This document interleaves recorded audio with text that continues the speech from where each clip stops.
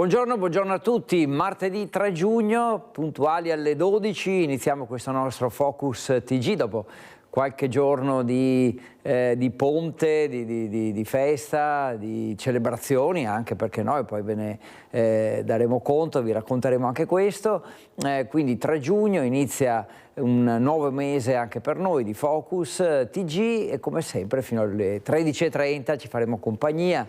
Usciremo dal nostro studio, andremo a vedere cosa accade nel nord-est, Veneto, Friuli Venezia Giulia, un po' le notizie delle ultime ore, di questi giorni come dicevamo, di ponte, ma anche insomma quello che sta per accadere magari prossimamente. Ci sono notizie di cronaca che sono molto recenti, come quelle che arrivano da Venezia con l'albero che ieri è caduto a Piazzale Roma, travolgendo anche delle persone, quindi avremo il bilancio aggiornato di ciò che è accaduto, dei feriti e anche ovviamente le polemiche che sono arrivate subito dopo sullo stato di salute di questi alberi, di quest'albero in particolare che appunto è crollato.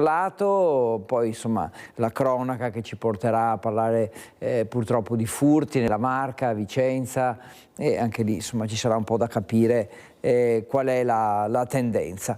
E direi che possiamo iniziare allora, partiamo in attesa appunto di avere i nostri collegamenti esterni, cioè per andare un po' a sentire quello che accade a nord-est. Potremmo, vediamo un po' qui la nostra scaletta e capire un po' come partire. Possiamo partire sicuramente con il traffico intenso che nonostante insomma il ponte sia finito è ancora segnalato, quindi traffico lungo le autostrade soprattutto, perché è segnalato traffico intenso da autostrade Alto Adriatico su gran parte della rete gestita dalla concessionaria, come previsto oggi, martedì 3 giugno, giornata da bollino rosso, pensate un po'.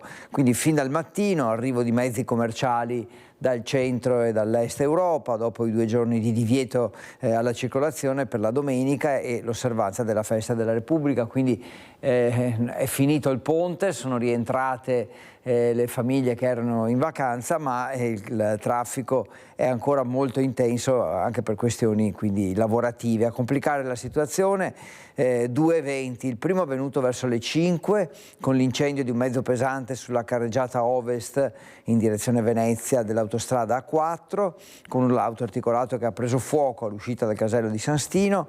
Sono poi dovute spegnere le fiamme, c'è stato l'arrivo dei soccorsi ed è stato chiuso il tratto tra Portogruaro e San Stino con uscita obbligatoria a Portogruaro. Poi operazioni concluse verso le 8, ma ovviamente il traffico ha avuto delle conseguenze. Il secondo evento alle 7:30, ancora un incendio che ha riguardato in questo caso un furgone che transitava sull'autostrada A34 Villesse-Gorizia nel tratto tra Gradisca e Villesse, in direzione di Villesse, con code per chi arrivava da Gorizia. In entrambi i casi non ci sono state per fortuna conseguenze per i conducenti dei 2 mezzi, che sono riusciti a uscire dagli abitacoli prima che divampasse l'incendio. Attualmente ci sono code a tratti per traffico intenso sulla A4 tra San Giorgio di Nogara e San Stino di Livenza. Direi che insomma questo è tutto, con l'invito ovviamente di Autostrade Alto Adriatico a moderare la velocità e mantenere soprattutto le distanze di sicurezza. Questo insomma è un invito che fa sempre bene ricordare. Adesso andiamo a Vicenza per parlare purtroppo di quello che è accaduto con la scomparsa di 2 persone. I soccorritori hanno ritrovato i corpi però di Stefano Pegoraro e di Gianluca Stocchero, che erano scomparsi nell'Alto Vicentino la scorsa settimana. Le ricerche erano andate avanti per parecchi giorni, ricerche incessanti, e alla fine, come dicevamo, i soccorritori hanno trovato i corpi. Sono stati ritrovati nel fine settimana gli scomparsi nell'Alto Vicentino, per cui si era attivata una poderosa macchina per le ricerche durata giorni. Purtroppo in entrambi i casi l'esito è stato quello fatale. Il primo corpo ad essere stato ritrovato è quello di Stefano Pegoraro, il 33enne di Arzignano, scomparso lunedì della scorsa settimana. Inizialmente le ricerche erano scattate nell'area del rifugio Campogrosso, dove era stato ritrovato la sua auto. Alcuni oggetti personali erano stati poi rinvenuti sul versante vicentino del massiccio del Sengio Alto.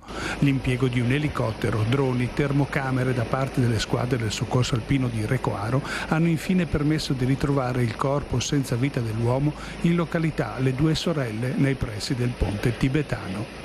Stesso esito per il ritrovamento di Gianluca Stocchero, il 55enne valdagnese scomparso mercoledì scorso. Il suo corpo è stato ritrovato nel greto del torrente Agno a Spagnago di Cornedo Vicentino. Anche per lui erano scattate le ricerche incessanti per giorni da parte di vigili del fuoco, carabinieri, protezione civile. I familiari si erano attivati per le ricerche anche attraverso i media nazionali. Per entrambi i casi le autorità stanno svolgendo accertamenti per stabilire le cause del decesso. Adesso andiamo a Vicenza perché ci colleghiamo con Daniele Garbin e con Simone Squarcina. Cosa è successo? Che ha tentato un furto alla sede della CISL, devastando macchinette automatiche e bagni, ma è stato interrotto l'attività, chiamiamola così, di questo ladro dall'arrivo dei vigilantes, ma oltretutto nel tentativo di fuggire è anche caduto dal controsoffitto e si è ferito, portato in ospedale. Intanto alla CISL si fa la conta dei danni. Allora facciamoci raccontare cosa è successo, una vicenda un po' particolare, da Daniele Garbina, dicevo, e Simone Squarcina per la parte tecnica. A te Daniele, buongiorno. Buongiorno Federico, buongiorno ai telespettatori. Confermo, sono qui all'interno della CISL con me Daniele Zamboni. Buongiorno. Buongiorno, salve, buongiorno a tutti. Ecco, ci facciamo raccontare proprio da lui perché proprio siamo nella sala di quello che era l'obiettivo di questo ladro. Ricordiamo un 44enne di origini tunisine che sembra che sia entrato cercando durante la notte tra domenica e lunedì per cercare di rubare da queste macchinette. E purtroppo, diciamo subito, queste macchinette non hanno denaro contante, per cui era inutile che venisse, no? Però abbiamo visto che c'è una macchinetta proprio alle nostre spalle in questo momento, che è l'unica che ha devastato. Ecco. Sì, assolutamente, nel senso che la notte di ieri, tra domenica e lunedì mattina, è penetrato nella sede di Vicenza questo malvivente che, come dire, ha scassinato le macchinette, ma purtroppo trova poco e nulla, anzi, perché tra l'altro le macchinette hanno anche dei dispositivi che ci permettono di acquistare anche le bevande tramite l'app, quindi ancora meno moneta rispetto a un tempo c'è all'interno delle stesse, quindi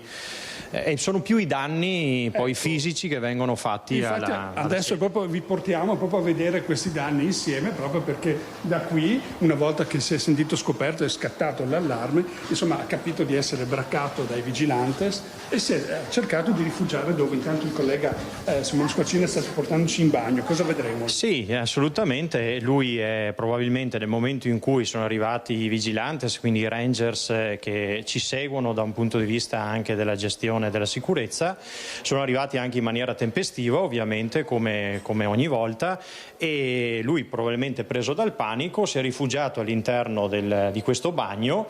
È il bagno che viene utilizzata dall'utenza, e per cercare di fuggire di fatto ha preso anche pezzi dei sanitari per sfondare delle finestre, ma non ci è riuscito e probabilmente non so cosa volesse fare o dove volesse nascondersi. Poi è crollato proprio tutto quanto il controsoffitto, chiaramente aumentando ancora di più anche i danni.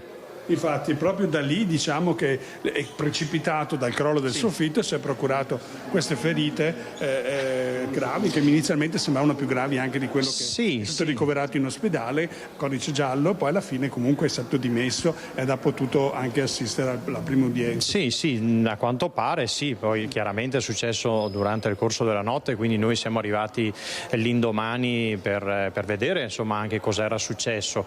Abbiamo visto anche proprio le macchine macchie anche di sangue, delle ferite che si era causato questo malvivente, e poi il fatto che era stato trascinato qui fuori proprio gli sono state prestate le prime cure. Insomma, sembrava anche molto più grave del previsto. Fortunatamente almeno insomma, da un punto di vista della salute non è successo nulla per la sua salute, al di là dei danni, insomma. Ecco, diciamo che già questa mattina voi avete già pulito, per cui questo è quello che rimane, ma avete trovato una situazione incredibile. No, ieri quando sono arrivato ieri mattina, appena avuto la possibilità, appena sono stato informato, insomma mi sono recato qui in sede, veramente c'era una situazione devastante, cioè, sembrava una scena di quei film di un po' di Tarantino, insomma di Pulp Fiction, insomma sangue dappertutto, e veramente una scena atroce, insomma, alla prima vista. Diciamo che comunque l'esito all'udienza, che poi è stata celebrata,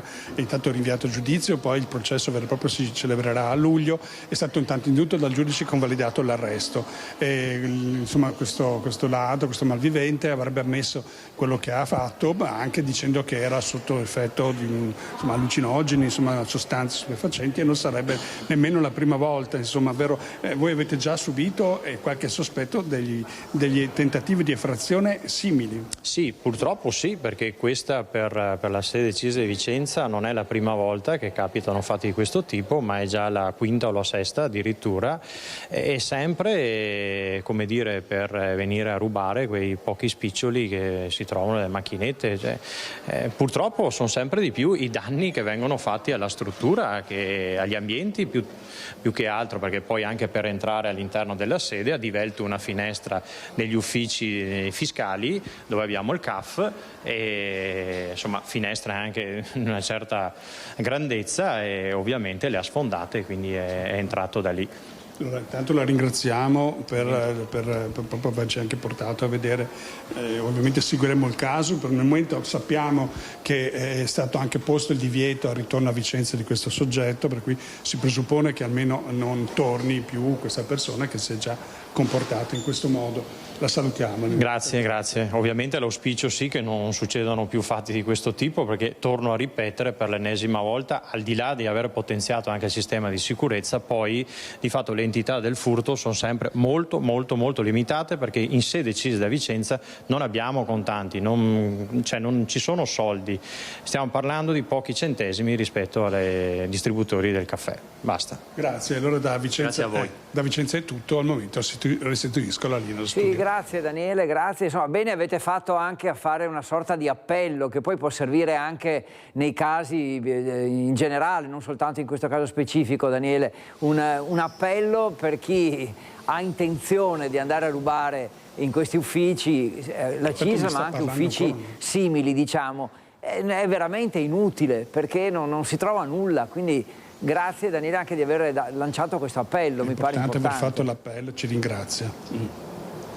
Volete aggiungere qualcosa? Sì, è proprio vero, è un appello. Sì, infatti stavamo proprio commentando questo, perché al di là adesso dei danni non ho idea di quant'è il quantitativo. Dovremmo quantificare ovviamente i danni, ma sono notevoli, perché ripeto, certo, c'è proprio tutto il controsoffitto sfondato, al di là delle finestre e tutto, insomma, quindi veramente saranno anche danni abbastanza consistenti da un punto di vista economico. Per nulla di fatto? Per di fatto niente, perché stiamo parlando sempre ed esclusivamente, come le altre volte, di pochissimi centesimi di spiccioli di monete.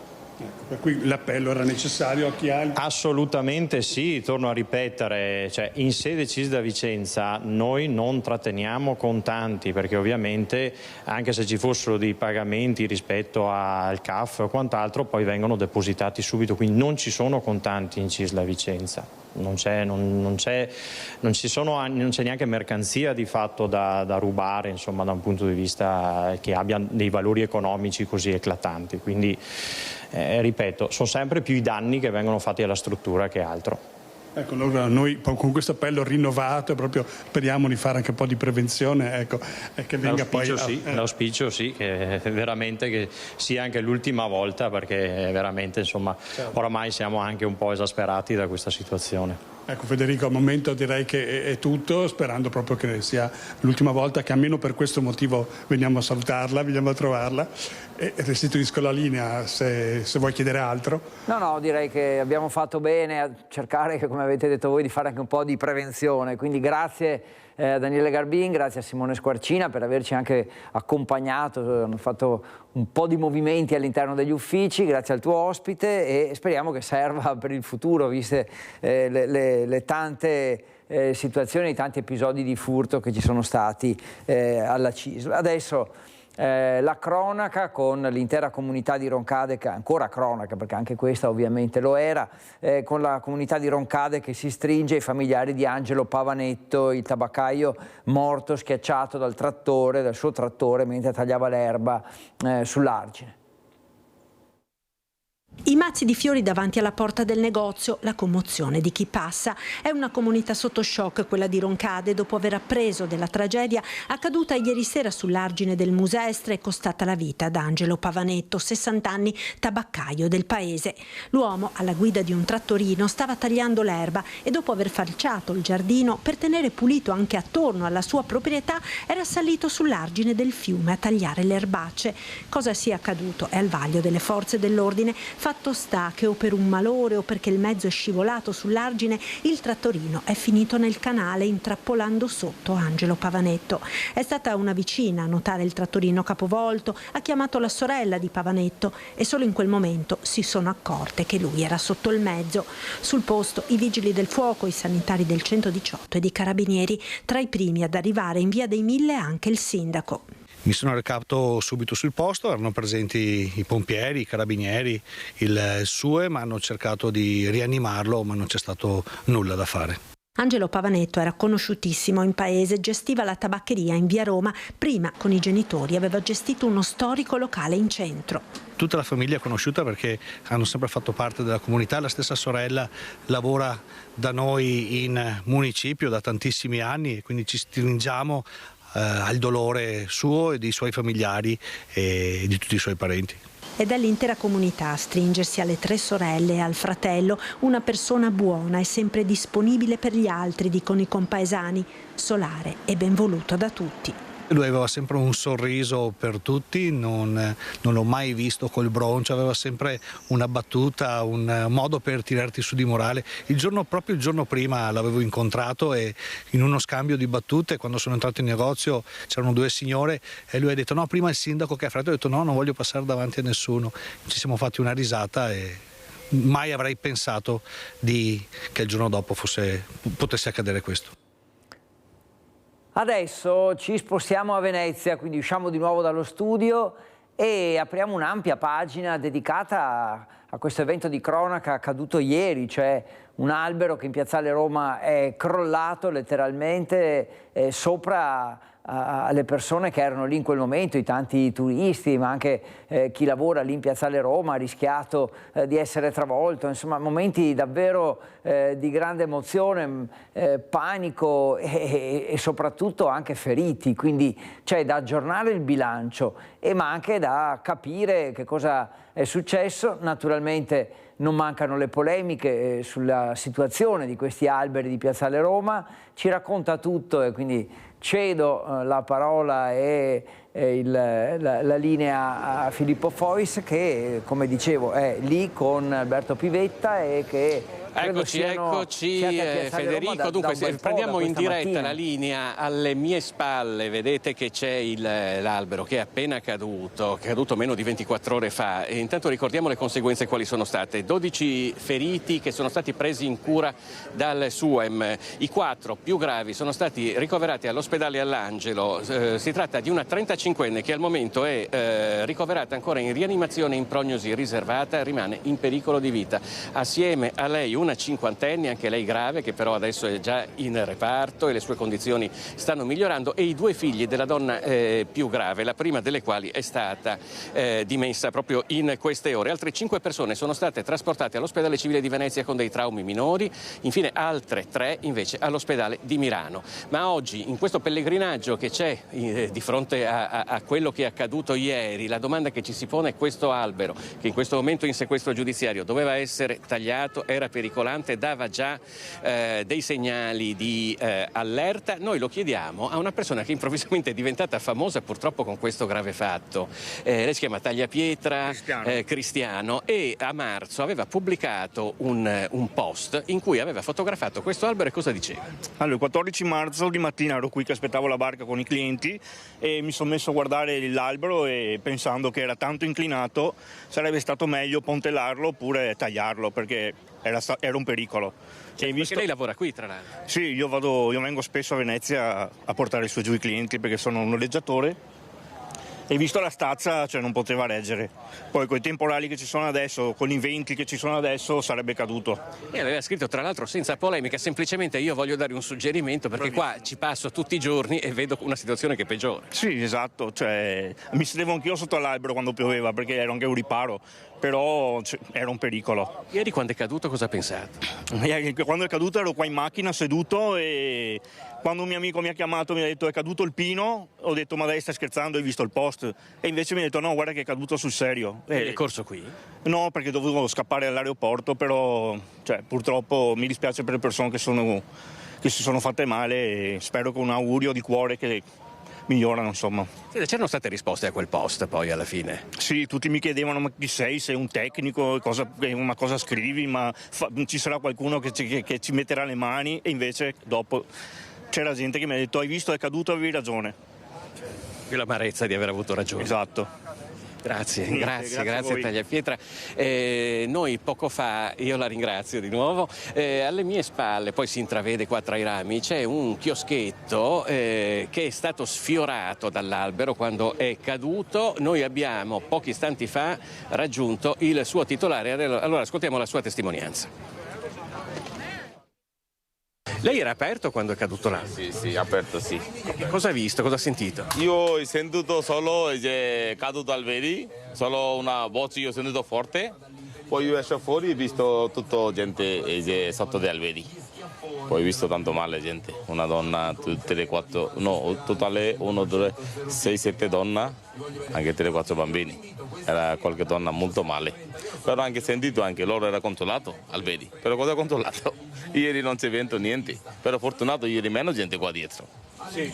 Perché in genere ce n'è di più? Più, sempre più. Lo sai, gente ombra a sedere un attimo, ok? Tanti taxisti quando lei lavorare, loro tutto fermare qui.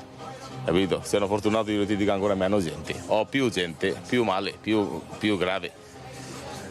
Voi vedi ancora sangue, tutto ieri pulito, lo sai? Ieri... C'era molto sangue anche qui? Cos'è? C'era molto sangue, ha detto? Sì. Anche visto tanti sangue qualcosa, io ho iniziato acqua, salviette, gente ha aiutato che ho visto, dopo è arrivato polizia, vigili in ambulance dopo. Però una cosa era... Io ho mai visto in mia vita, la prima volta ho visto cosa. Però qualche anno fa è caduto un albero, però quell'evento forte, però tardi, mezzanotte alle 2, però ieri non c'è niente, solo caduto, io ho sentito. Poi vedi quelle come marce, quelle cose, vedi? Quella tipo era vedi, come carta, vedi? Toccati. È marcio, diciamo, non... Forse bisognava accorgersene. Bisogna controllare bene. Io ho detto devi tagliare tutte le alberi grandi, però oggi cade questa, domani anche questa, altro giorno questo io ho visto cadere. Noi chiamato dopo vigili del fuoco, dopo l'ho tagliato, vedo questa alberi. È pericoloso questa cosa, capito? Oggi questa, domani un altro, sempre. Allora, avete sentito quello che il dibattito l'avevamo già annunciato. Innanzitutto due cose bisogna dire. Molte delle persone che sono arrivate qui hanno detto poteva andare molto peggio proprio per il fatto che questa è un'area estremamente trafficata. Qui c'è Piazzale Roma alle mie spalle, c'è il Canal Grande, poi tra l'altro qui è proprio il luogo in cui vengono controllati i contributi d'accesso durante il fine settimana. E il dibattito, si diceva, era sulle condizioni di questo albero. Tra le tante persone che abbiamo visto oggi, questa mattina, passare in questo luogo, c'è chiaramente molta curiosità anche da parte dei veneziani. Noi abbiamo avvicinato una persona che è un esperto, comunque un appassionato di botanica, che ci ha dato la sua opinione. Sentiamo. Si capiva che doveva essere abbattuto, perché? Sì, perché se noi guardiamo le radici, l'apparato radicale, lo vedete, ha diversi colori. Io non vedo che abbiano fatto trivellazioni per vedere la sanità delle radici dell'apparato radicale, per cui è una concausa. Poi cosa è successo? Proprio ieri c'è stata una mini tromba d'aria e ha creato l'effetto vela. E se non c'è l'apparato radicale ben saldo, diciamo, nel terreno, e Venezia purtroppo a pochi metri, diciamo, c'è la salsedine, per cui si deve allargare l'apparato radicale, e questo non è stato, per cui l'albero ha creato ieri, nel pomeriggio di ieri, eravamo alle 18:40, c'è stato un doppio fortunale, il secondo ancora più forte, e lì nasce l'effetto vela. Vuol dire che l'albero è caduto per natura, per l'effetto, diciamo, ma ci sono delle concause. Chi l'ha potato doveva verificare, se sono professionisti, l'apparato radicale. Perfetto. Allora, nel frattempo abbiamo anche incontrato, perché lavora qui dietro dove c'è l'avvocato Matteo D'Angelo, che ringraziamo e salutiamo. Alle nostre spalle c'è anche il nuovo Tribunale di Venezia. D'Angelo è anche molto attivo nella vita sociale e politica di Venezia con Riprendiamoci la città. D'Angelo, che opinione si è fatto di quello che è accaduto ieri pomeriggio? L'opinione sotto il punto di vista delle responsabilità penali mi taccio, anche se ho una mia idea, e sarà la procura ad evidenziare quelle che sono state le carenze, le omissioni o le azioni errate. Sotto il punto di vista politico-amministrativo la responsabilità ha un nome e cognome: Francesca Zaccariotto. È evidente che nella gestione del proprio assessorato è stata negativa a dir poco, per usare un eufemismo, e questa è la prova lampante delle carenze della gestione, in questo caso della cura del verde pubblico. C'è un grande affare soprattutto nella terraferma, nella cura delle aiuole, delle rotonde. Poi per le questioni veramente importanti pensano di cavarsela con un pareva tutto a posto. È evidente solo guardandolo che l'albero andava tagliato. C'è una polemica di cui stavamo parlando anche prima.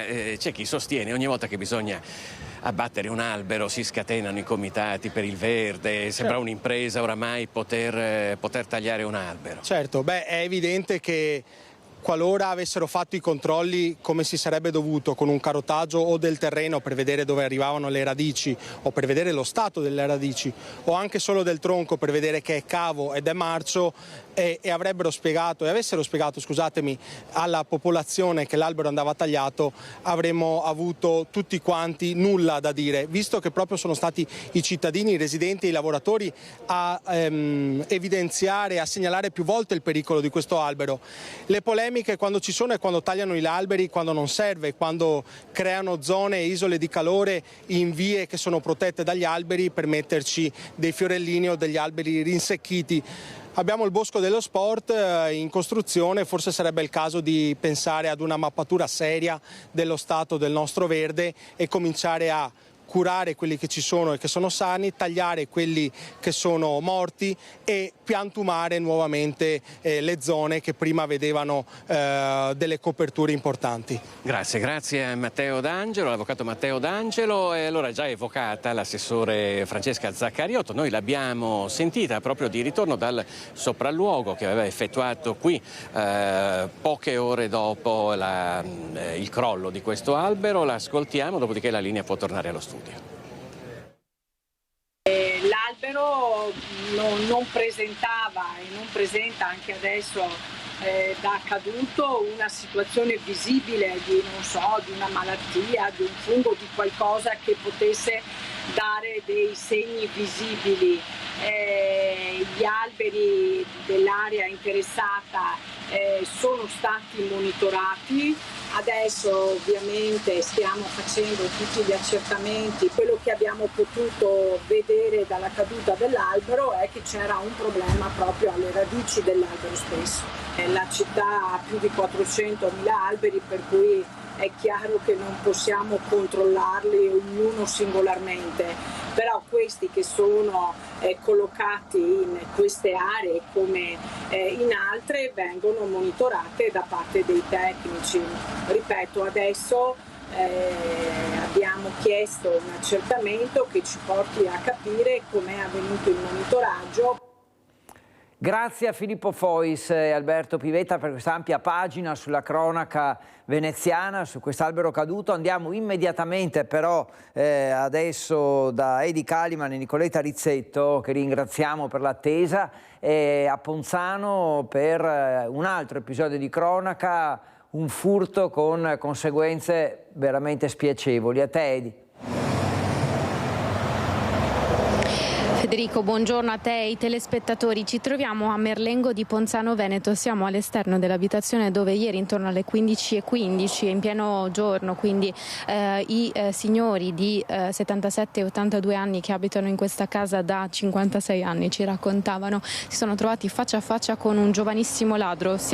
Nicoletta sta inquadrando la Postumia, esattamente una strada trafficatissima in tutti i giorni della settimana, e quindi questo ragazzo si è intrufolato nel bascolante che vediamo qui aperto ed è arrivato fino in casa. Abbiamo la testimonianza dei signori, la signora Rosanna e il signor Giuseppe, che ci raccontano quanto è successo. Siamo qui in compagnia della signora Rosanna, che si è trovata proprio faccia a faccia con questo giovane ladro. Signora, lei ha piacere di raccontarci cosa è successo? Sì, io ero fuori ieri pomeriggio e facevo qualche lavoro e avevo il basculante aperto e sono andata, allora ho aperto il basculante, sono andata a portare roba stesa e sono tornata indietro perché non era ancora asciutta, sono tornata dentro, c'era il basculante e ho fatto il giro per venire dentro. Quando che sono stata dentro qua ho sentito un colpo di sora. E che era mio marito che dormia sul divano, e ho detto, beh, tu senti il colpo? No, di sera ho detto che sei qualche dun. Ma sei tutto serale, ha detto Rosanna, per dove ho avuto che sia venuto dentro. E mi ho sentito un colpo, beh, andiamo a vedere, siamo andati di sera, era chiuso, sarà dappertutto, e ha detto, non c'è nessuno, mi voglio. No, ho detto, il colpo l'ho sentito, mi voglio farmi sicura. E da porta della mia camera, che si subito alla camera dei miei suoceri era, come che ho tirato la porta, mi ho trovato faccia a faccia con questa persona, che ho detto, cosa sei che ti fatti qua? Ho sbagliato a casa? No, ti sei un ladro, che ho detto. E sei venuto di corsa a pescare e ho trovato mio marito. Cosa particolare, signore, che le ha parlato proprio in dialetto? Dialetto, sì. Quindi era un giovane ragazzo? Sì, avevo su 25 anni, penso. Con noi c'è anche il signor Giuseppe, che è stato proprio strattonato dal ragazzo. Un colpo qua, giù le scale, però dopo siamo fatto il giro dall'altra parte. Quando sono stato sul basculante ancora, là mi ha strattonato, mi ha dato un colpo, mi ha buttato per terra. Ha rotto il gomito qua e ha rubato il girocollo. Ha strappato proprio la catenina. Sì. E ho preso una botta sulla spalla. Subito non avevo tanto dolore sulla spalla, perché i carabinieri voleva chiamare l'ambulanza, ma hanno detto non mi fa poco niente. E invece sono andato a letto, che era le 10 a mezzanotte, avevo dei dolori a non finire. Allora ho chiamato Silvia, mia figlia, siamo andati a pronto soccorso. E qui ovviamente la sensazione qual è, signora? Non è una bella situazione. L'importante è che non mi ha fatto del male. Ringraziamo il Signore che siamo qua, che accontentiamo, insomma, sì. Però non è giusto. Se aveva un coltello in mano sarebbe stato peggiore.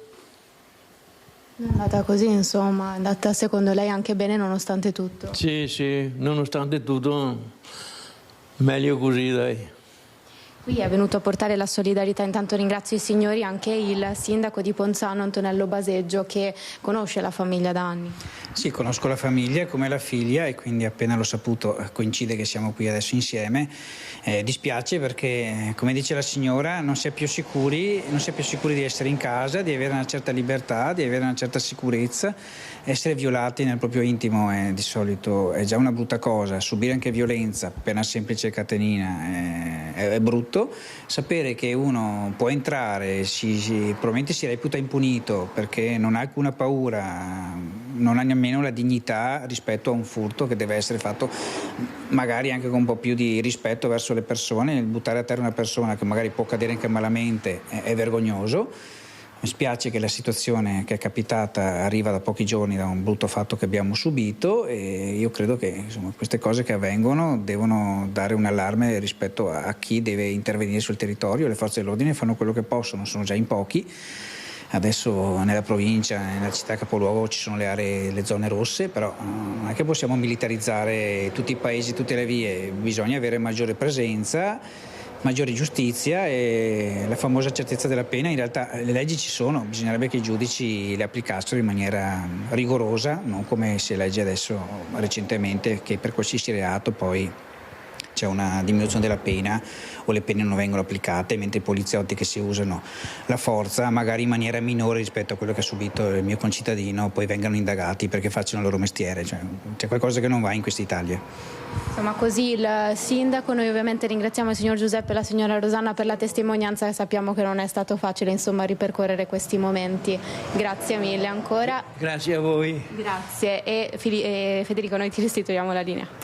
Grazie mille Edi Caliman e la nostra Nicoletta Rizzetto per questo collegamento, grazie al sindaco e grazie soprattutto alle vittime, chiamiamole così, che insomma hanno avuto il coraggio di raccontarci e la voglia di raccontarci e la forza di raccontarci quello che è accaduto, vicende che così raccontate hanno un peso, ma quando arrivano direttamente dalla voce dei protagonisti ne hanno uno ben più emotivo anche, che colpisce sicuramente di più. Quindi grazie a Edi e insomma chissà che anche questa nostra testimonianza raccolta possa servire da monito, perché davvero nei nostri paesi non abbiamo bisogno di episodi del genere.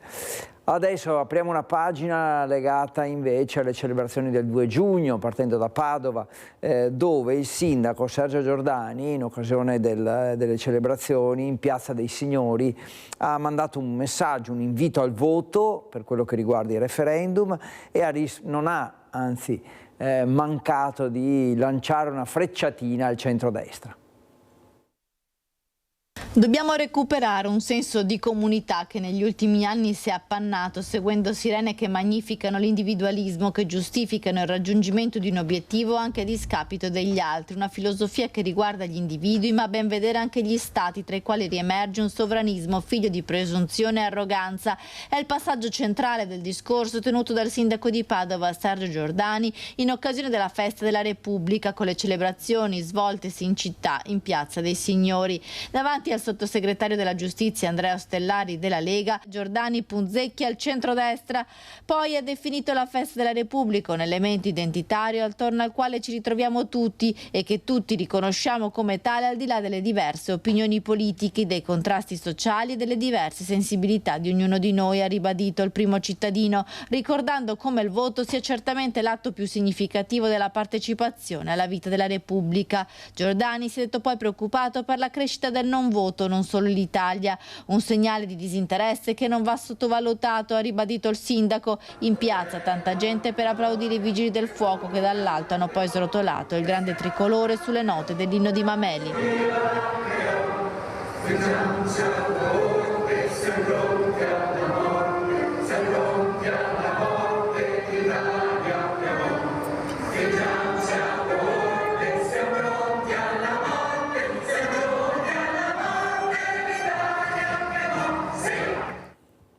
E sempre su questo tema, quello delle celebrazioni della Festa della Repubblica, andiamo in Piazza Unità d'Italia a Trieste adesso, perché c'è stato un solenne alzabandiera con un tricolore gigante issato sul palazzo della Giunta regionale.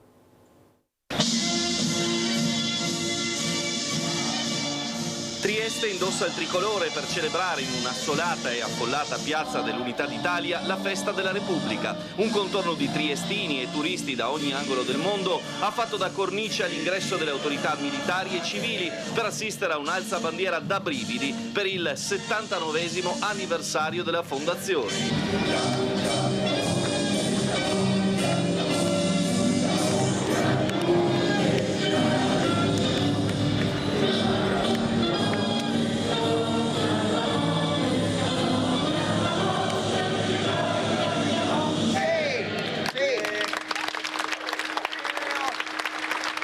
Oltre ai tricolori sui lampioni delle rive, quest'anno si è voluto adornare di bianco, rosso e verde sia il sedime della piazza che il Palazzo dell'Oid, che ospita la sede della Presidenza della Regione, con una bandiera di 20 metri di altezza per 14 di larghezza, issata dai Vigili del Fuoco. Una chicca in più che ha permesso centinaia di scatti e selfie made in Italy, soprattutto ai tanti stranieri in piazza, fra cui gli americani sembravano la comunità più folta, anche per la concomitanza della toccata croceristica alla stazione marittima. Dobbiamo ringraziare Alberto Maiolo, che è il comandante dei Vigili del Fuoco, che ha avuto questa idea. Credo che nessuna piazza d'Italia oggi può godere di uno spettacolo simile.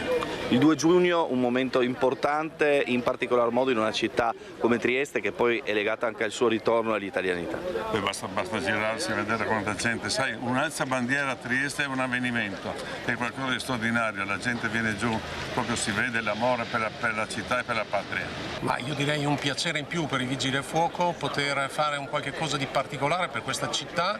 È stata un'idea del prefetto Signoriello, che voleva quest'anno fare qualcosa di diverso. Noi l'abbiamo garantita grazie al personale del comando, ai SAF soprattutto, che l'hanno issata e che nel pomeriggio con una manovra faranno contemporaneamente dai pili e dal Palazzo della Regione anche la Maina Bandiera.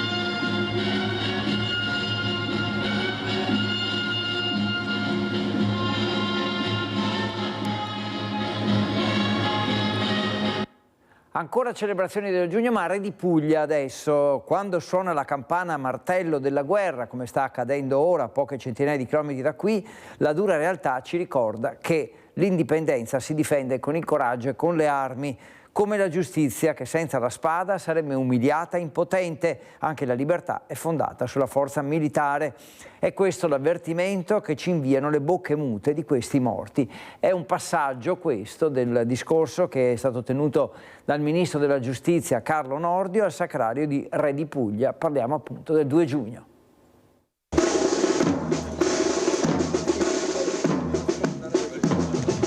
L'acido corrosivo del relativismo sembra dissolvere i valori tradizionali, rendendoli oggetto di indifferenza e persino di derisione.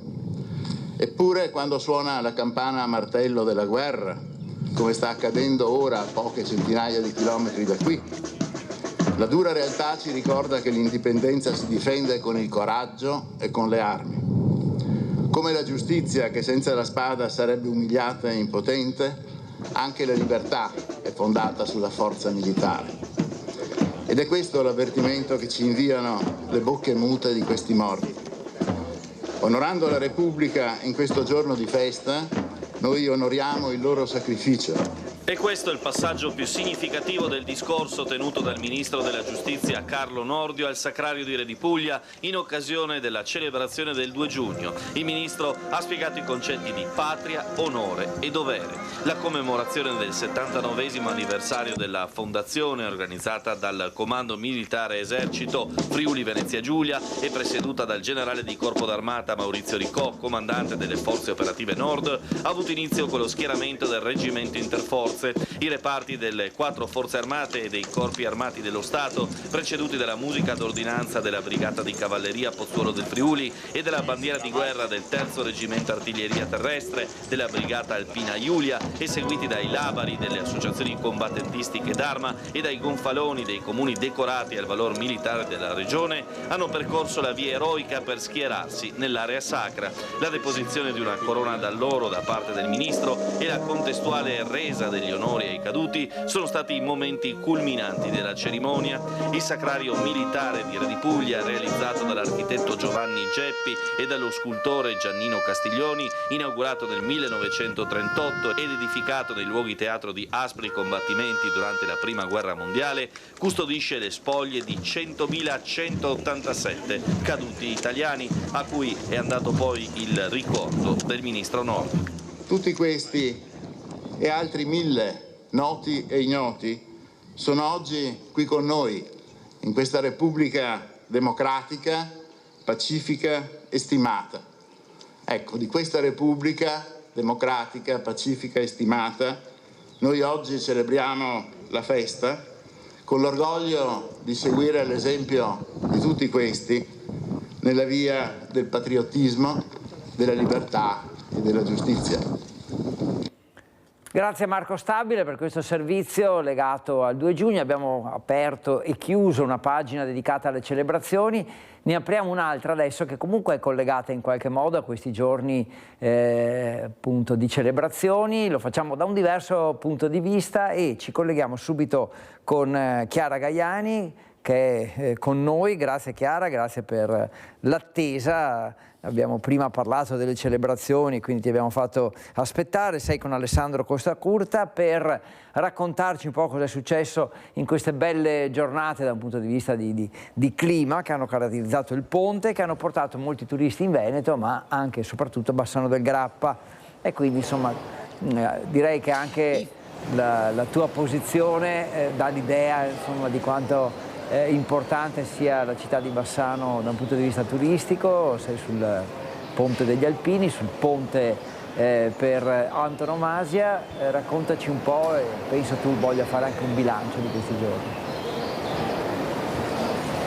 Sì Federico, buongiorno a te, ai telespettatori di Rete Veneta. L'attesa non è stata per nulla pesante, ti dico che c'è una bella brezza come accade spesso qui sul Ponte Vecchio, grazie insomma al Brenta che scorre sotto. È stato un fine settimana lungo da incorniciare per tutta quest'area, un vero e proprio assaggio d'estate anche per le presenze turistiche che sono state davvero numerosissime in questi giorni, non solo a Bassano del Grappa che è la città simbolo di questo territorio, ma in realtà in tutta la pedemontana, a partire insomma dalla vicinissima Marostica, ma anche per chi ama la natura, tutti i vari percorsi insomma sentieri che ci sono, e per gli amanti del parapendio ovviamente il Monte Grappa. Davvero un fine settimana da incorniciare, qualche turista c'è ancora in giro anche questa mattina, ma il clou si è avuto nei giorni scorsi, complice anche davvero un assaggio d'estate anche climatico. Grande la presenza di molti turisti di lingua tedesca, sappiamo che questi sono i primi giorni di ponte lunghissimo, diciamo il prima assaggio di ferie per tedeschi e anche per austriaci. Proprio qui sul ponte ha incontrato alcuni di questi turisti per noi Vanessa Banzato. Allora io ti lascio al servizio della collega, ringrazio Alessandro Costacurta per la collaborazione tecnica, poi da Bassano la linea può tornare a voi. Il lungo weekend appena trascorso ha portato tantissimi turisti a Bassano, dalla Germania, dall'Austria, ma anche da Francia e Danimarca, oltre alle regioni d'Italia. E che dire, la nostra Bassano piace davvero tanto.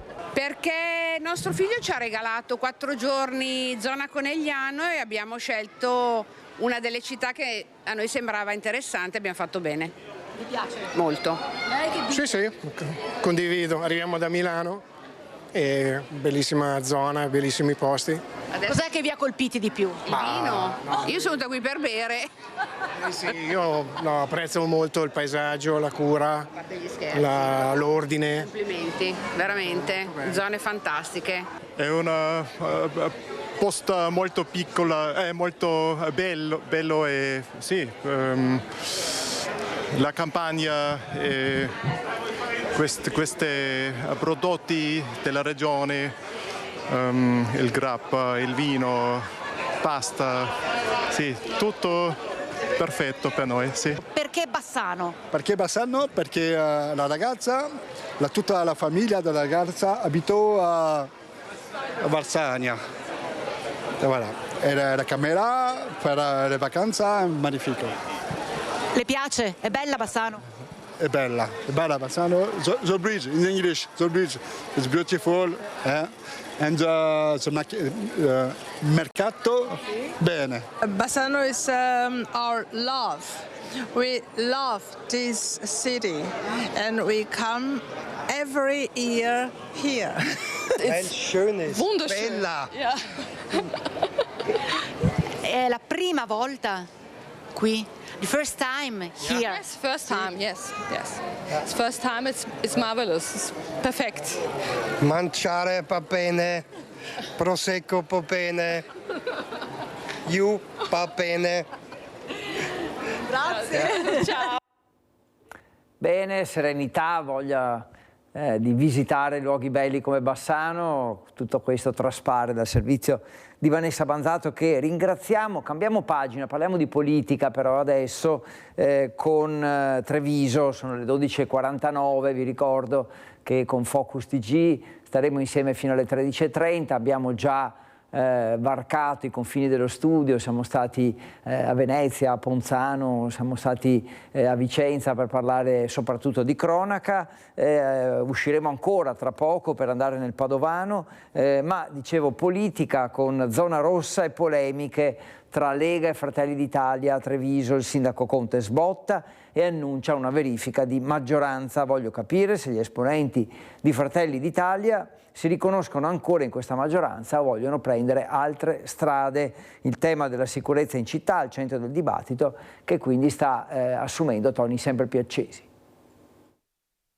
Sarà mia cura nei prossimi giorni confrontarmi con il capogruppo Bertolazzi e col segretario Claudio Borgia per capire se si conoscono in questa maggioranza o se hanno deciso di fare un percorso diverso. Verifica di maggioranza all'indomani del duro comunicato del circolo di Treviso di Fratelli d'Italia. Al termine di una settimana di attacchi incrociati sul tema della zona rossa, il sindaco di Treviso forza la mano e decide di porre fine alla questione e verificare se i meloniani sono ancora dentro la maggioranza che governa la città o hanno deciso di prendere altre strade. Il rapporto col capogruppo Bertolazzi è ottimo, il rapporto con Claudio Borgia, segretario provinciale, è assolutamente ottimo e costruttivo, quindi non credo che ci siano particolari problemi. Se poi c'è qualche singolo consigliere che per motivi esclusivamente personali lancia sempre la palla in avanti e fa scatti in avanti, credo che quello sia un problema non della maggioranza ma di Fratelli d'Italia.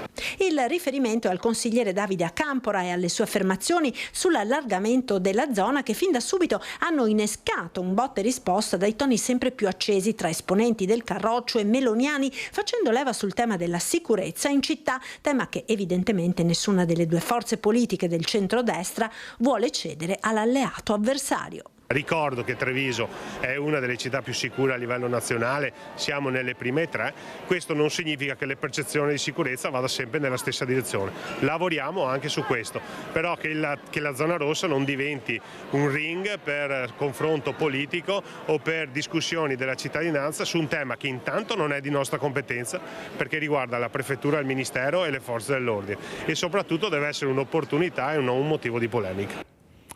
E prima di andare in Friuli Venezia Giulia, la notizia che arriva da Mestre con le condizioni gravi, anzi molto gravi, definite di due fratelli di origine cinese di 7-8 anni, investiti ieri a Mestre da un furgone poco dopo essere scesi dalla fermata del tram. I bambini viaggiavano da soli sul mezzo pubblico, erano scesi alla fermata Sansovino di Viale San Marco per raggiungere la mamma che lavora in un bar in quella zona. Pare che i due fratelli stessero per attraversare sulle strisce pedonali con il tram ancora fermo quando un furgone proveniente da dietro, superando il tram in sosta ha colpito i due piccoli sbalzati sull'asfalto e avrebbero riportato appunto gravi traumi. Il più piccolo è stato già operato d'urgenza all'ospedale all'Angelo di Mestre, dove si trova anche ricoverato l'altro fratello in condizioni critiche,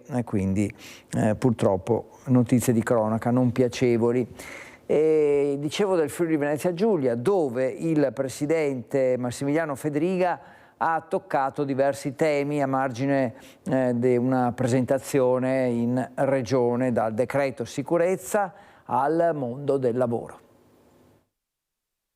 Il decreto sicurezza non è un decreto della paura. No, un decreto delle regole. Penso in particolar modo alla questione delle case occupate. Era una vergogna che magari, facciamo l'esempio di un pensionato che per qualche motivo deve lasciare casa, magari perché viene ricoverato per qualche tempo, la casa gli viene occupata e non riesce più a liberarla e non è più la casa di sua proprietà. Oppure magari chi ha un appartamento costruito, acquistato con la fatica di una vita, con lo stipendio di una vita, che gli viene occupato e non riesce più a mandare via nessuno. Se gli viene occupato, una vergogna, non è uno stato di diritto. Il commento arriva a stretto giro dopo il via libera con polemica alla Camera dei Deputati del decreto sicurezza, già ribattezzato dalle opposizioni decreto paura. 39 articoli, 14 nuovi reati, fra cui il contestato reato di blocco stradale o ferroviario e 9 aggravanti. Il testo riguarda la lotta alla criminalità organizzata e al terrorismo, la gestione dell'ordine pubblico e dell'immigrazione e altri temi. Poi il presidente Fedriga si sofferma anche sulla dotazione delle body cam per gli agenti di polizia. Giustissimo, c'è qualcuno che vuole colpevolizzare le forze dell'ordine raccontando molte volte cose lontane dalla realtà. Facciamo vedere quelle body cam. Adesso chi ha paura? Perché la sinistra non vuole le body cam? Per vedere semplicemente quello che è successo, semplicemente perché c'è un'ideologia che vuole colpevolizzare le forze dell'ordine. Il governatore del Friuli Venezia Giulia ha anche risposto ai timori annunciati dalla CGIL per il mondo del lavoro in regione, fra salari bassi, precarietà e fuga dei giovani.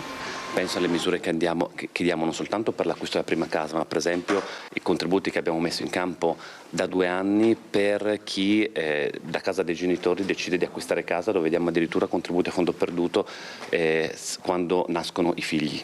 Quindi cerchiamo di fare diamo i contributi per l'assunzione a tempo indeterminato ed altro. Il tutto discusso a margine dell'incontro nel Palazzo della Regione per la presentazione di Capsule Collection di It's Academy con la nuova maglietta Io sono Friuli Venezia Giulia, insieme all'assessore a turismo e attività produttive Sergio Emidiobini e Barbara Franchin, fondatrice di It's Fondazione. E oltretutto sono tutti prodotti made in Italy, sostenibili, fatti con prodotti di recupero dall'industria, quindi totale sostenibilità, e quindi promuoviamo i valori del Friuli Venezia Giulia attraverso un merchandising di altissima qualità. Rimaniamo in zona, Udine per la precisione, perché sono state presentate le relazioni del garante per i diritti dei detenuti a 1 anno dalla nomina di Andrea Sandra. Sovraffollamento, problemi strutturali, queste le criticità principali affrontate, ma c'è anche qualche segnale positivo. Sentiamo. A 1 anno dall'assunzione dell'incarico di garante per i diritti dei detenuti di Udine, Andrea Sandra elenca i numeri del bilancio dell'attività, tornando inevitabilmente sulle criticità della casa circondariale di Via Spalato, dove il problema principale è ancora il sovraffollamento, che ha raggiunto in certi momenti soglie limite di 190 detenuti, a fronte di una capienza di 90. Attualmente sono 167 i detenuti, però abbiamo toccato anche punte di 190 non più tardi di qualche settimana fa. La capienza però è di 90, quindi siamo oltre al 133%, nella graduatoria nazionale ci piazziamo all'8° posto ed obiettivamente non è un risultato che ci dia soddisfazione, al contrario è semmai un risultato negativo che dobbiamo cercare di rimediare al più presto. La relazione è stata presentata questa mattina nel Salone del Popolo in Palazzo d'Aronco, dove il garante ha tracciato il quadro della situazione con la partecipazione dell'ex garante Franco Corleone, del nuovo presidente della Camera Penale friulana Rino Battocletti e della presidente dell'associazione Icaro Roberta Casco. Abbiamo dovuto affrontare problemi importanti, però è stato anche un anno in cui abbiamo scoperto una solidarietà cittadina importante con iniziative che ci hanno consentito raccolta di fondi per dotare le celle di un frigorifero e di altri beni essenziali, e una marcia importante che abbiamo fatto a fine anno sotto Natale per le vie cittadine, ma soprattutto è stato l'anno in cui abbiamo portato avanti i lavori della ristrutturazione che consentiranno a breve al carcere di essere un modello esattamente così come noi lo abbiamo pensato e come stiamo perseguendo di realizzare. 12:57, martedì 3 giugno, siamo insieme da mezzogiorno, ancora una mezz'ora da trascorrere in compagnia per aggiornarvi su tutto quello che sta accadendo. Già tanti collegamenti esterni che abbiamo fatto andando un po' in giro a zonzo in Friuli e Veneto per parlare di cronaca soprattutto, ma anche di turismo con Bassano. Abbiamo fatto il punto della situazione di questo ponte festivo. Dobbiamo ancora uscire dallo studio, dobbiamo ancora raccontarvi tanto di quello che sta accadendo, però prima ci fermiamo per un attimo.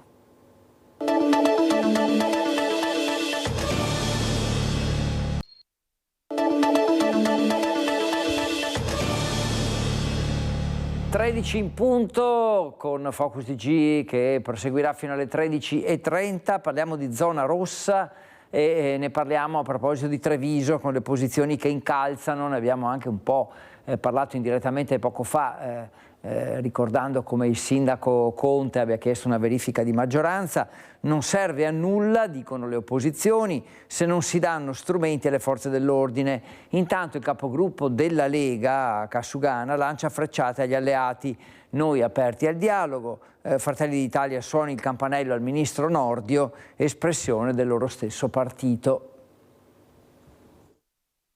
La zona rossa non è la soluzione per le questioni legate alla sicurezza. Chiaro e netto, il consigliere si fa portavoce di quello che è un pensiero comune tra le opposizioni, entrando a gamba tesa tra i compagni di squadra che sin da prima del via alla sua istituzione hanno fatto della zona rossa il loro terreno di scontro. Pareva infatti che la tanto attesa area super sorvegliata del quadrante di via Roma dovesse essere la soluzione ai dissidi interni tra Lega e Fratelli d'Italia. Invece è diventata l'ennesimo punto di distanza tra gli alleati, con il consigliere Acampora che aveva espresso la volontà di estenderla e cambiarle nome. E se il sindaco Conte richiederà una verifica di maggioranza, il capogruppo del Carroccio di Treviso mette in chiaro alcuni aspetti. Tutte queste richieste che vengono fatte dal consigliere Acampora dovrebbero bypassare il comune, se vuole dire chiama il ministro, espressione tra l'altro di Fratelli d'Italia. Non è neanche corretto una presa di posizione a volte che sembra finalizzata a slogan puramente politici. Alleati che, per quanto si tenti di risanare i rapporti, sembra non esserci punto d'incontro. Lapidario, Schiavon sulla zona rossa, bene, ma basta utilizzarla come pretesto.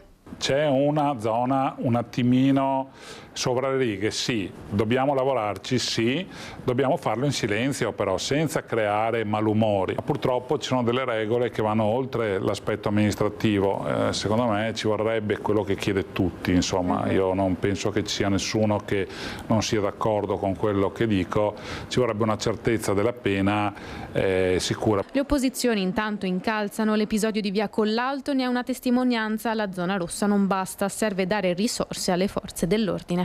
Bisogna fare degli interventi sicuramente in termini di prevenzione e di contrasto agli episodi di violenza, su questo non ci sono dubbi, ma finché mancano le risorse umane per poterlo fare, qui sta il problema. Allora, visto che la destra è al governo non solo della nostra città ma anche del paese, di questo dovremmo parlare, e invece tutte le cose vengono utilizzate semplicemente per uno scontro politico che non fa bene né a Treviso né in generale a risolvere il problema. E adesso la cronaca, ci riportiamo nel Padovano, a Villafranca Padovana per la precisione, dove per noi ci sono Valentina Visentina e Cristian Roque Allende, perché è stato mostrato il video realizzato da Giacomo Friso il 27 aprile del 2024 dopo aver ucciso l'amico Michael Boschetto, un video fatto con il cellulare della vittima e scoperto qualche giorno fa dal padre. Ci racconta tutto Valentina, a te. Ma chi conduce? Sì, buongiorno da Villafranca. Abbiamo parlato pochi minuti fa con il papà di Michael Boschetto, il ragazzo ucciso il 27 aprile del 2024 qui a Villafranca, alle sue spalle proprio l'abitazione dove è avvenuto il delitto. In carcere per l'omicidio Giacomo Friso, il 34enne vicino di casa che lo avrebbe coltellato a morte all'alba del 27 aprile. Quello che è stato scoperto e che è stato aggiunto come prova proprio di recente alle indagini, verrà portato anche nel processo che si aprirà a settembre, è questo video trovato dalla fidanzata e dal papà di Michael Boschetto che dopo aver ricevuto dalla procura il cellulare che era stato sequestrato nell'immediatezza del delitto, stavano cercando qualche foto di Michael e guardando le foto hanno trovato il video. Il video è stato registrato da Giacomo Friso subito dopo l'accoltellamento mortale, perché tutto è registrato nell'ora. In questo video si vede Giacomo Friso che entra nella sua abitazione, che è proprio qui vicino, e accende la televisione a tutto volume, farnetica delle parole e fa soprattutto il segno della vittoria a pochi minuti dall'accoltellamento mortale. Un'immagine che per il papà di Michael Boschetto è stato davvero difficile osservare, ma ha notato un particolare che ha sottolineato e che ha mostrato alla procura: il fatto che Giacomo Friso nel suo volto non avesse segni di graffi o botte, perché la difesa del ragazzo sostiene che lui ha reagito dopo un'aggressione, invece nel suo viso non ci sono segni di violenza e quindi questa potrebbe diventare una prova centrale del processo che si aprirà proprio a settembre. Ovviamente nelle prossime edizioni dei nostri telegiornali vi faremo sentire l'intervista realizzata a papà e mostreremo anche queste immagini davvero scioccanti. Per il momento da Villafranca è tutto, la linea può tornare allo studio. Grazie a Valentina Visentini e a Cristian Roque Allende, quindi sviluppi ci saranno, ma soprattutto nei nostri TG l'intervista al padre che ha scoperto questo video all'interno dello smartphone del figlio. Ora andiamo a Bassano, dove è stato inaugurato il nuovo istituto agrario Parolini. Viva!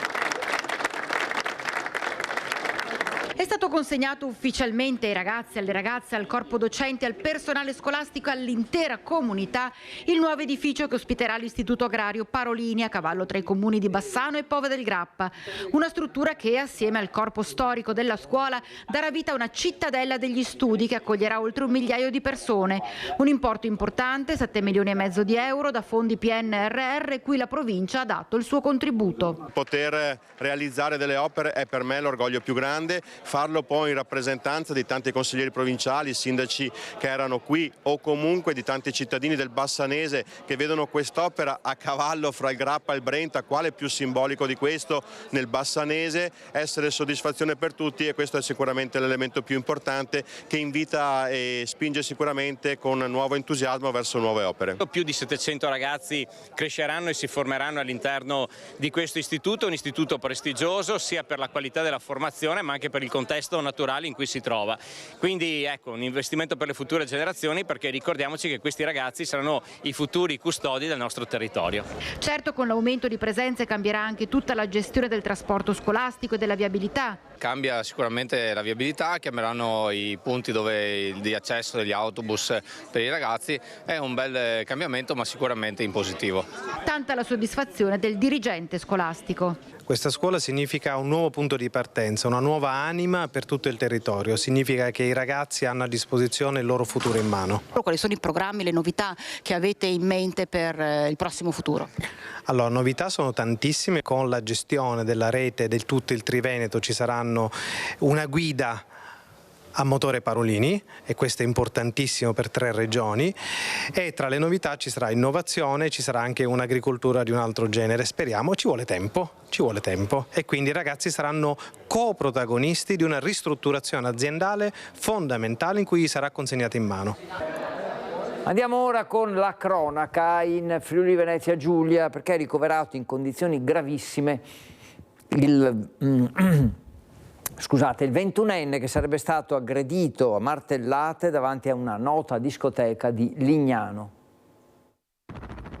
Un operaio 21enne di origini georgiane residente a Udine è ricoverato in ospedale in condizioni gravissime dopo essere stato colpito con un martello nel corso di una violenta lite che, stando ad alcune testimonianze, sarebbe avvenuta stamani attorno alle 5 all'esterno della discoteca Ca Margherita in via Alzaia a Lignano. È intervenuto l'elisoccorso che ha intubato il ferito e lo ha portato all'ospedale di Udine in codice rosso. L'episodio sulla strada che collega la discoteca al parco acquatico. I carabinieri sono intervenuti sul posto quando il locale era già chiuso dopo aver ricevuto l'allarme da parte dei gestori. Per risalire all'origine del parapiglia, poi scaturito in quella che appare come una gravissima aggressione, sarà decisivo raccogliere la testimonianza dell'aggredito, con i quali i militari dell'Arma attendono ancora di parlare.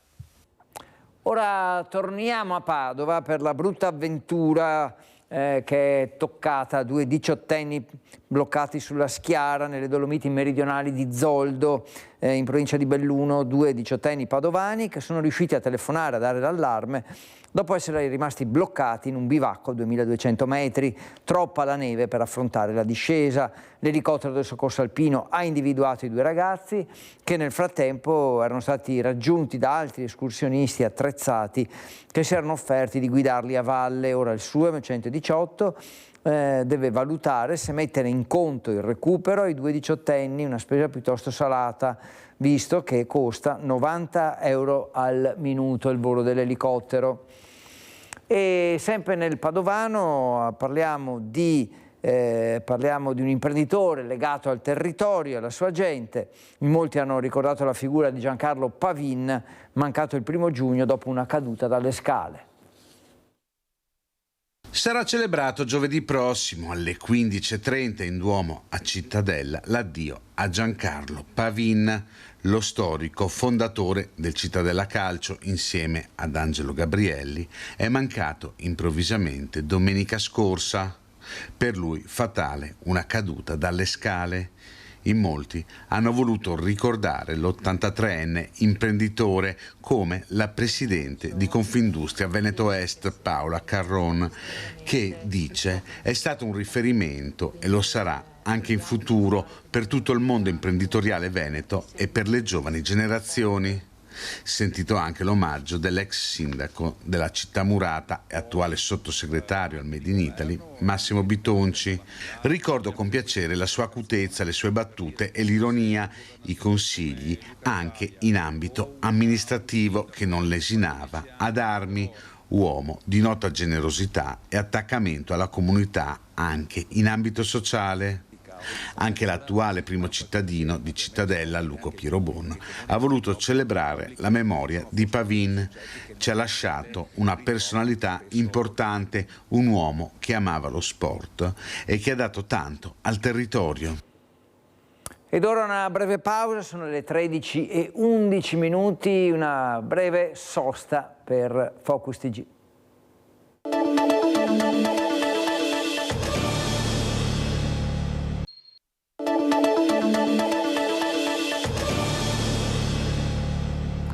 Parliamo ora di economia e andiamo a Udine perché è stata presentata in Camera di Commercio Fidimpresa Friul Veneto, uno strumento di sostegno alle imprese che però unisce il Friuli ma anche appunto il Veneto.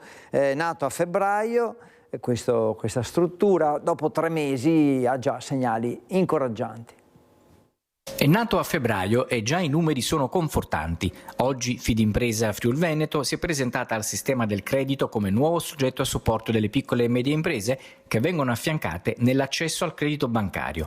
La collaborazione tra i Confidi Friuli e Veneto nasce da uno stimolo di Confcommercio. È un'operazione attrazione Confcommercio che praticamente ha unito il Confidi Friuli, che era un'espressione di 3 categorie, Confcommercio, Confabri e Confindustria, col Confidi del Veneto, che è un'espressione di Confcommercio ma che abbraccia tutto il territorio veneto.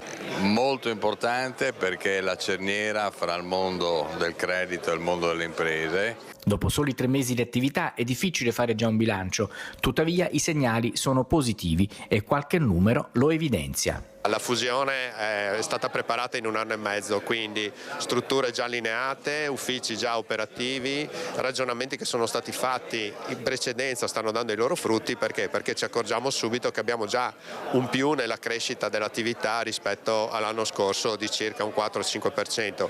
Questo anche se nel mezzo siamo passati in tutte le parti burocratiche sempre molto complicate che propone Banca d'Italia, BCE e quant'altro. Quindi un risultato che era quello che ci aspettavamo ed era quello che volevamo, cioè una unione che potesse rafforzare ancora di più il territorio e la nostra presenza.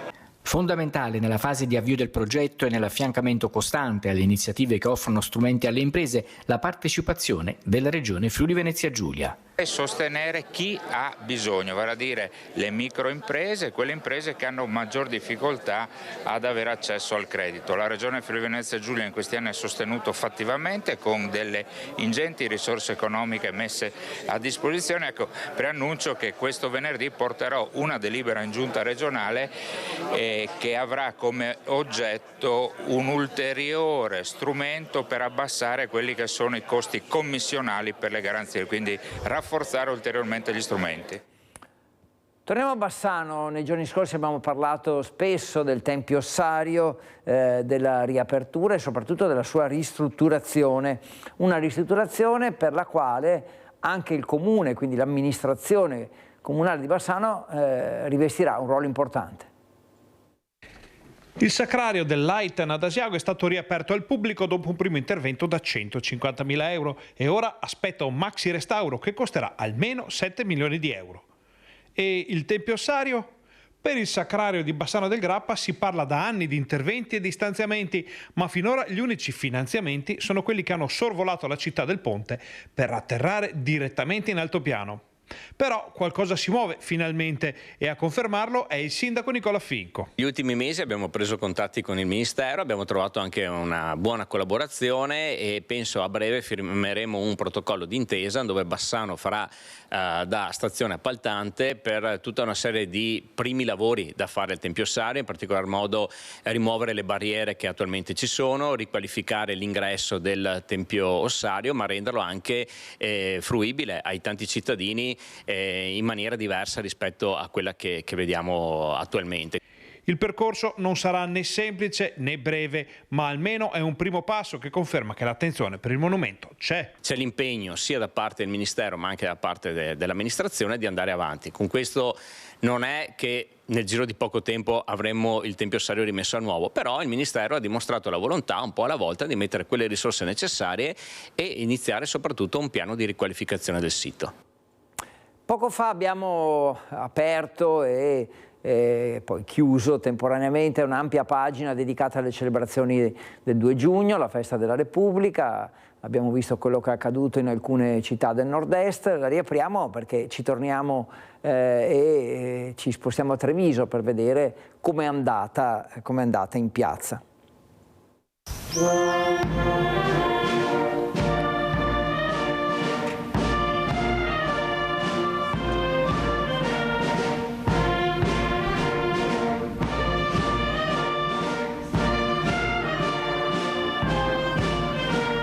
L'alzabandiera in Piazza della Vittoria e la deposizione delle corone d'alloro al monumento ai caduti.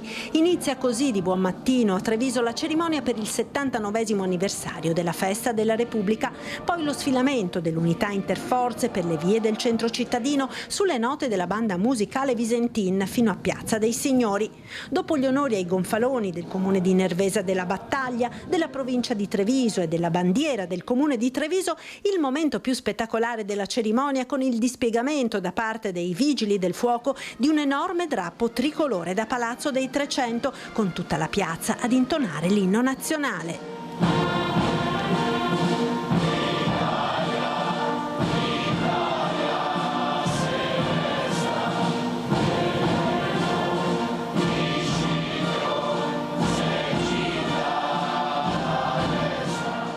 I discorsi delle autorità che hanno ricordato quel voto del 2 giugno di 79 anni fa, quando gli italiani scelsero la Repubblica, inizia il presidente della provincia Marcon. Per il quale votarono anche le donne, chiamate a decidere insieme il futuro dell'Italia. Sono questi stessi valori, rimasti saldi e inviolabili nella nostra Costituzione che continuano a guidarci come cittadine e cittadini. Il sindaco ricorda i padri fondatori della Repubblica, chiudendo con un richiamo al tema attuale dell'autonomia. E il Veneto, con il suo tessuto produttivo, la sua cultura della partecipazione e del lavoro, la sua storia di amministrazione responsabile, chiede di poter contribuire ancor di più allo sviluppo del Paese, con strumenti adeguati e un'autonomia vera. Cita Pietro Calamandrei il prefetto Angelo Sidoti, sollecitando la partecipazione attiva alla vita pubblica. La Costituzione è la casa di tutti. Essa ci invita a riflettere sul nostro ruolo nella comunità e sull'importanza della nostra voce e delle nostre responsabilità per costruire un futuro migliore. In un mondo complesso e spesso conflittuale come quello che stiamo vivendo oggi, il nostro impegno democratico è più che mai necessario.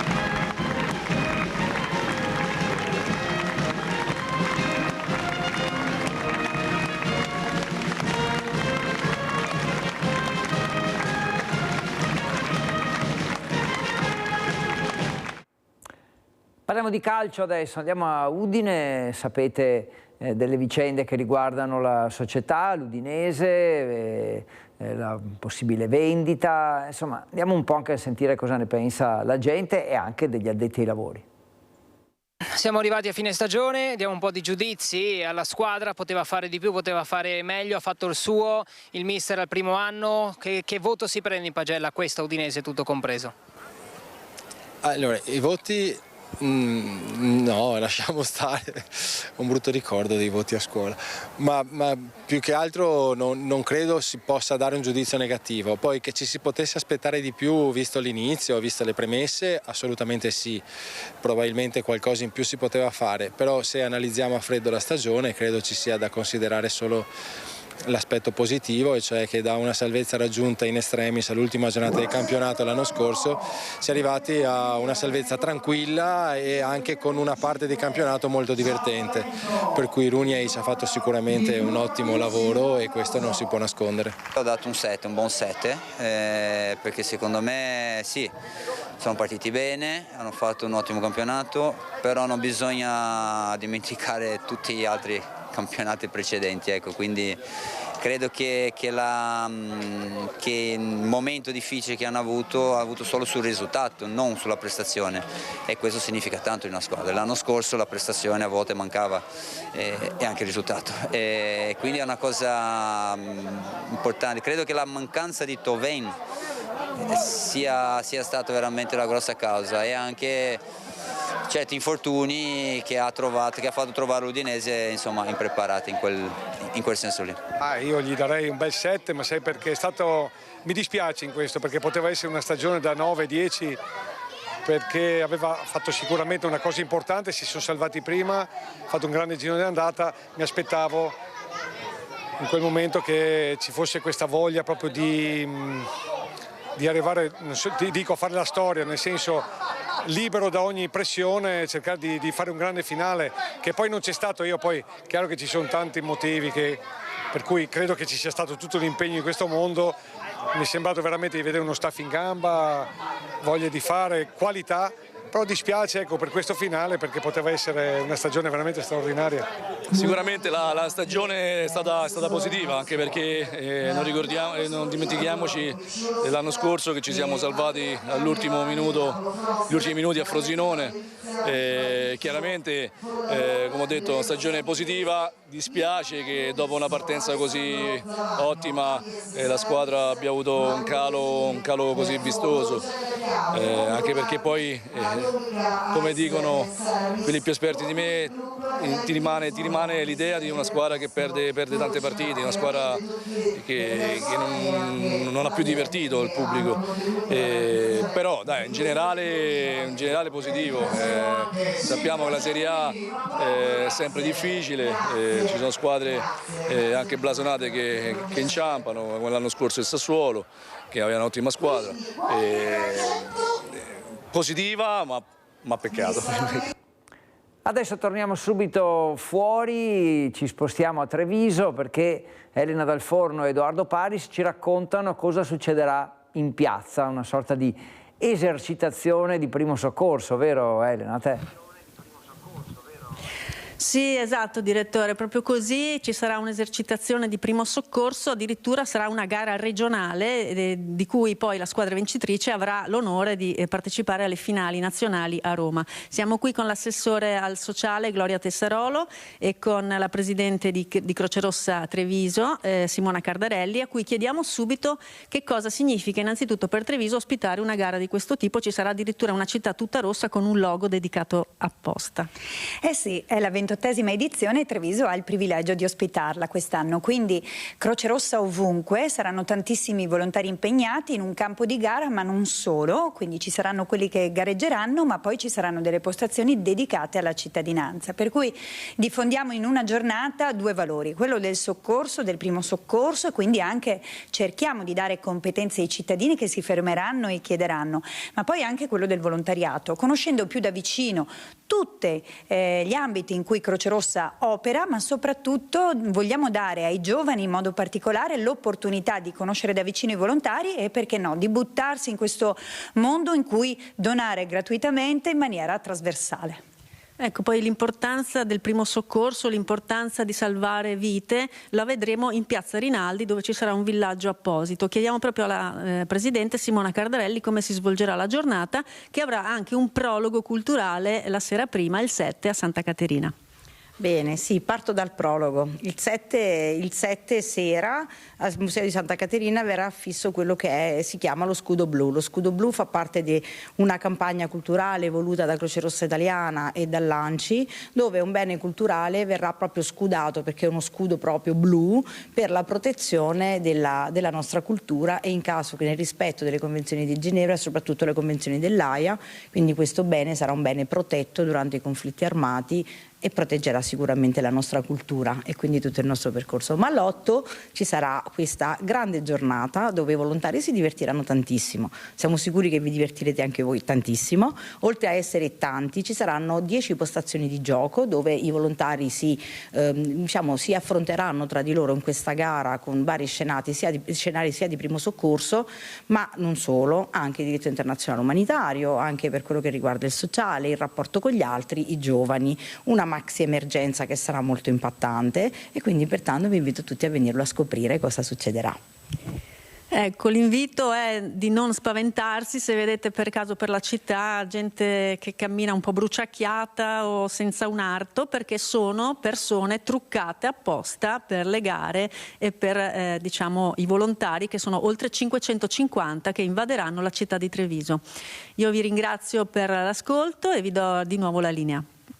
Grazie mille Elena Dal Forno, Edoardo Paris, grazie a voi e ai vostri ospiti per questa iniziativa. Adesso parliamo di referendum, insomma, uno dei punti di vista del referendum dell'8-9 giugno promossi dalla CGIL Forza Italia spiega le ragioni dell'astensione. Durante le celebrazioni del 2 giugno la Premier Giorgia Meloni ha alimentato il fuoco della polemica sul referendum dell'8-9 giugno annunciando che si recherà al seggio ma non ritirerà le schede, parole che hanno scatenato la sinistra che parla di presa in giro degli italiani.